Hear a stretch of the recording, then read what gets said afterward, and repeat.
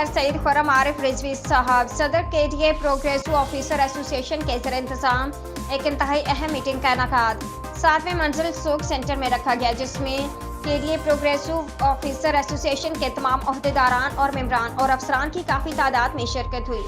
Meeting KDA के मौजूदा हालात पर रखी गई थी, जिससे खिताब करते हुए सदर KDA प्रोग्रेसिव ऑफिसर्स एसोसिएशन के जनाब सईद खुर्रम आरिफ रिजवी ने बताया कि अफसरान हाजिर सर्विस और रिटायर्ड दोनों ही बहुत परेशान हैं। अफसरान को तनख्वाहें और पेंशन वक्त पर नहीं मिल पा रही। 3 माह बाद अफसरान को तनख्वाहें और पेंशन मिलती हैं। आज 29 नवंबर हो गया है और अफसरान को माह अक्टूबर की तनख्वाहें और पेंशन अभी तक नहीं मिल पाई।